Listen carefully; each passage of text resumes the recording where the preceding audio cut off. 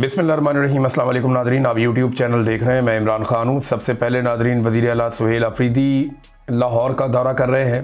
पंजाब में जब वो दाखिल हुए तो अटक में उनका बड़ा शानदार इस्तकबाल किया गया। अटक वालों ने ज़बरदस्त इस्तकबाल किया। उसके बाद फिर हमने देखा कि पंजाब पुलिस की कार्रवाइयाँ शुरू हो गई।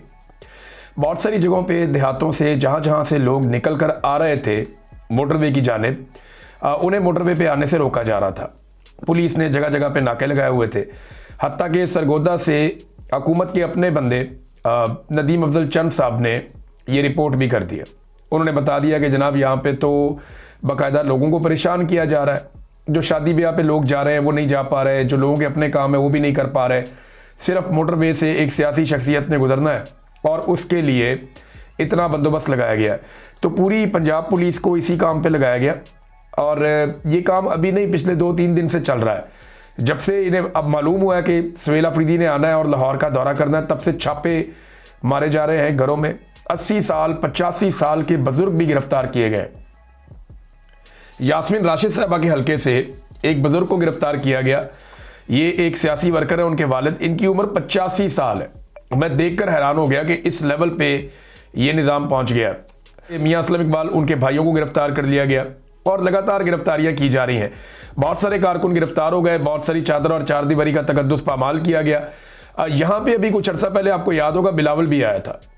बिलावल जरदारी जब आया, उसने आगे पंजाब का लाहौर का दौरा किया तो मरियम नवाज ने उसको बड़ा वेलकम किया था और किसी किस्म का कोई एतराज़ नहीं किया गया था, क्योंकि मम्मी डैडी किस्म का दौरा था। ज़्यादा लोग निकलते भी नहीं है, 2-4-5 हज़ार बंदा निकल रहा है, बहुत ज़्यादा भी होगा तो पीपल्स पार्टी की जितनी औकात है उसमें पीएमएलएन को किसी किस्म की कोई प्रॉब्लम होती नहीं है।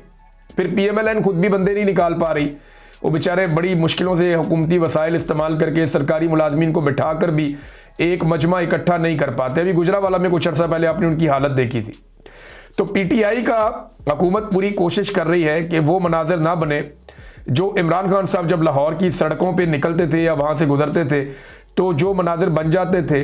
हुकूमत लगातार कोशिश कर रही है कि पीटीआई को उस किस्म के मनाजिर ना मिले, जबकि पाकिस्तान तहरीक इंसाफ पूरी कोशिश कर रही है कि पंजाब के अंदर कारकुनों को दोबारा से मुतहर्रिक किया जाए, पीटीआई के लोग बाहर निकलें और बाहर निकलने के बाद दोबारा से इमरान खान साहब के लिए कैंपेन शुरू करें। अब भेरा के ऊपर जो है वो खाने पीने का बंदोबस्त था तो पुलिस ने ज़बरदस्ती होटल ही बंद करवा दिए। वहाँ पे चक्री के अंदर भी ऐसी सूरत हाल की गई। अब लाहौर में ठोकर नियाज बेग से एंटर हुए तो सारे रास्ते पुलिस ने पहले ही बंद किए हुए थे, गिरफ्तारियां कर रहे थे। लेकिन फिलहाल सुहेल अफरीदी को जगह जगह पे लोगों ने इस्तकबाल भी किया और इन रुकावटों ने ना सिर्फ सुहेल अफरीदी का फ़ायदा किया बल्कि तहरीक में जान डालती हैं ये चीज़ें। देखिए ना, अगर ये एक रैली चलती और वो लाहौर आ जाती और लाहौर में लोगों को खुला छोड़ा जाता और खुले दिल के साथ उनको पॉलिटिकल एक्टिविटी करने दी जाती तो 2 दिन में 4 दिन में खबर खत्म हो जाती।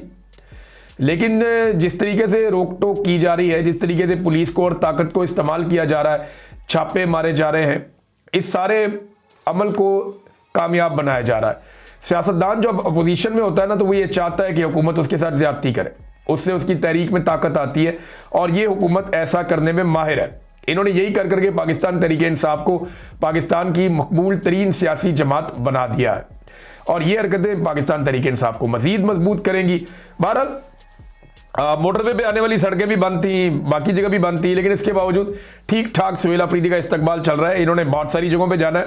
सुहेल अफरीदी ने कोट लखपत जेल में भी इन्होंने जाना है, जो असीरान है उनको मिलने के लिए बहुत सारे लोगों के घरों में भी जाना है, बहुत सारे कारकुनों से इन्होंने मुलाकातें भी करनी है। अब नादरीन, एक इस्तकबाल बांग्लादेश में भी हुआ है।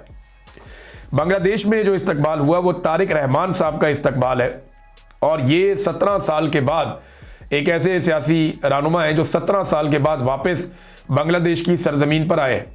16 साल एक फस्तायत, जुल्म और जबर रहा जो हसीना वाजिद ने किया और 16 साल तक ये अपने वतन जो मशरकी पाकिस्तान या बांग्लादेश है वहाँ वापस नहीं आ सके और 17 साल के बाद ये वापस अपने वतन आए। इनका इस्तकबाल देखने वाला था, हर तरफ अवाम ही अवाम थी, बहुत बड़ा एक हुजूम था और किसी भी डिक्टेटर के लिए या जालिम के लिए ये दिल दहला देने वाला मंजर होता है कि इतने बड़े पैमाने पर अवाम निकल आए किसी के इस्तकबाल के लिए, ख़ास तौर पे अगर वो सियासी रहनुमा है तो। और इस बात की तवक्को की जा रही है कि आने वाले इलेक्शन में तारिक रहमान साहब या जो खालिदा ज़िया साहिबा हैं उनकी पार्टी ही इलेक्शन जीतेगी और वो बड़ी वाज़ेह अक्सरियत के साथ आएंगे और अपनी हुकूमत बना लेंगे बांग्लादेश में, और अगर इनको 2/3 अक्सरियत मिल जाती है तो जो कुछ भी वैसे किया गया है हसीना वाजिद की जानिब से बांग्लादेशी कवानीन के साथ और आइन के साथ और चीज़ों के साथ, उन सारों के रिवर्स होने का वक्त तो बहुत पहले आ गया था, लेकिन बाकायदा वो रिवर्स होना शुरू हो जाएंगी। फरवरी में वहाँ पे इंतखाबात हैं। अब ऐसा इस्तकबाल पाकिस्तान में किसका हो सकता है? एक ही आदमी है। नवाज शरीफ जब पाकिस्तान वापस आए तो उनके तोते उड़ गए थे कबूतर उड़ाने के चक्कर में, और पिछली दफ़ा जब पाकिस्तान आए थे तो उनका भाई भी एयरपोर्ट उनको लेने नहीं गया था। तो नवाज शरीफ साहब की तो कहानी ख़त्म है। बेनज़ीर भुट्टो एक ऐसी लीडर थी जिनका आखिरी मरतबा इस्तकबाल हुआ था। उसके बाद से बार बार बिलावल को लॉन्च किया जाता है, कभी जरदारी को लॉन्च किया जाता है, कभी आसिफा जरदारी को लॉन्च किया जाता है, लेकिन पब्लिक का रिएक्शन नहीं आता, पब्लिक रिस्पॉन्ड नहीं कर रही प्रॉपर तरीके से। इमरान खान वो वाहिद आदमी है जो अगर निकला जेल से बाहर तो फिर आप इससे भी बड़ा इस्तकबाल देखेंगे। मैं आपको गारंटी करके कह रहा हूं कि इमरान खान अगर बनी गाला की तरफ चलेंगे तो अडियाला जेल से लेकर बनी गाला तक अवाम ही अवाम होगी। इमरान खान अगर लाहौर की जानिब चलेंगे तो 10 से 20 किलोमीटर में सिर्फ आपको अवाम ही अवाम नजर आएगी और कुछ नजर नहीं आएगा। ये लोग इमरान खान के साथ एक समंदर अवाम का चलेगा, मुझे इस बात का पता है। अल्टीमेटली बाहर तो आ जाना इमरान खान ने, हमेशा निज़ाम कभी किसी को अंदर रख नहीं सकता, जितनी भी ज्यादती कर ले। जब इमरान खान साहब बाहर आएंगे तो पाकिस्तानी अवाम उनके साथ खड़ी होगी। अब पंजाब के अंदर प्रॉब्लम यह है कि जिनकी हुकूमत बनाई गई है वो मकबूल नहीं है, और जो मकबूल है उन्हें दबाया जाता है, हत्ता के सहाफ़ियों को भी पकड़ लिया जाता है। आगा शेख सरवर साहब जो है वो रिहा हो गए हैं, ये बड़ी अच्छी खबर है। राय गुलाम अली साहब भी रिहा हो गए हैं, और ये दोनों बड़े अच्छे नौजवान हैं।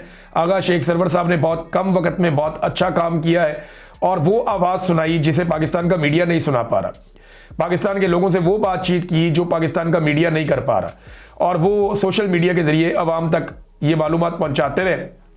तो आगा शेख सरवर साहब ने बताया कि उन पर तशद्दुद किया गया और उन पर दबाव डाला गया कि वो मरियम नवाज से माफ़ी मांगे, लेकिन उन्होंने माफ़ी नहीं मांगी। और ये भी कहा गया कि अडियाला जेल के बाहर क्यों जाते हो, यानी इससे बहुत तकलीफ है हुकूमत को, और अलीमा खान के साथ तुम्हारे क्या ताल्लुकात हैं। इस किस्म की बातें जो हैं वो आगा शेख सरवर साहब के साथ की गई। सोराब बरकत साहब अभी भी गिरफ्तार हैं, उन्हें ये हुकूमत छोड़ने पर तैयार ही नहीं है। एस्टेब्लिशमेंट जो है वो एक के बाद एक केस बना देती है। अब हाई कोर्ट के अंदर पिछले हफ्ते केस लगा तो जज साहब ने जाती वजूहात की बुना पर केस सुनने से इनकार कर दिया। अब दोबारा केस लगा तो इस मरतबा जो सरकारी इदारा है NCCIA, वो लोग पेश ही नहीं हुए, वो आए ही नहीं, और दोबारा जो तारीख डाल दी गई वो 5 जनवरी तक की डाल दी गई है, यानी 10 दिन बाद की तारीख डाल दी गई। ये ऐसी डिटाई और बेशर्मी पाकिस्तान में हो रही है कि इससे पहले हमने नहीं देखी। सोराब बरकत साहब को रिहा किया जाना चाहिए।